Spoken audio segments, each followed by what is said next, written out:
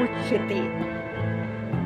अर्जुन ने कहा, हे भगवान, हे पुरुषोत्तम, ब्रह्मा क्या है, आत्मा क्या है, सकमा कर्म क्या है, ये भौतिक जगत क्या है तथा देवता क्या है, कृपा करके ये सब मुझे बताइए। इसका तात्पर्य है, इस अध्याय में भगवान कृष्ण अर्जुन के द्वारा पूछे गए ब्रह्मा क्या है आदि प्रश्नों का उत्तर देते हैं। भगवान कर्म, भक्ति तथा योग और शुद्ध भक्ति को भी व्याख्या करते हैं और श्रीमद् भागवत में कहा गया है कि परम सत्य ब्रह्मा परमात्मा तथा भगवान के नाम से जाना जाता है। साथ ही जीवात्मा या जीव को ब्रह्मा भी कहते हैं। अर्जुन आत्मा के विषय में भी पूछता है, जिससे शरीर, आत्मा तथा मन का बोध होता है।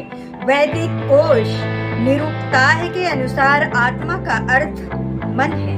आत्मा का शरीर तथा इंद्रियां भी होती हैं। अर्जुन ने परमेश्वर को पुरुषोत्तम या परम पुरुष कहकर संबोधित किया है, जिसका अर्थ यह होता है कि ये सारे प्रश्न अपने एक मित्र से नहीं अपितु पुरुषोत्तम से उन्हें परम प्रमाण मान करके पूछ रहा था, जो कि निश्चित उत्तर दे सकते थे। अधिज्ञा है कथा है को त्राह देहे इस मधुसूदन, प्रणाय काले चा कंधे गेहूं सी नियात्म निभाए। हे मधुसूदन, यज्ञ का स्वामी कौन है और शरीर में कैसे रहता है, और मृत्यु के समय भक्ति में लगे रहने वाले आपको कैसे जान पाते हैं। इसका तात्पर्य है, अधियज्ञ का तात्पर्य इंद्र या विष्णु हो सकता है।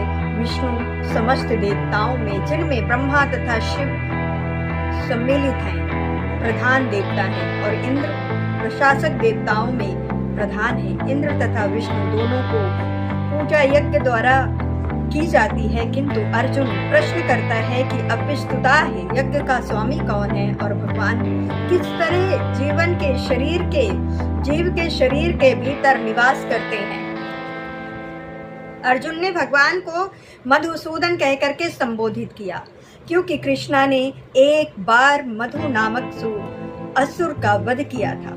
वस्तुतः ये सारे प्रश्न जो शंका के रूप में है, अर्जुन के मन में नहीं उठने चाहिए थे, क्योंकि अर्जुन एक कृष्णा भवनवाहित भक्त था। अतः ये सारे शंकाएं असुरों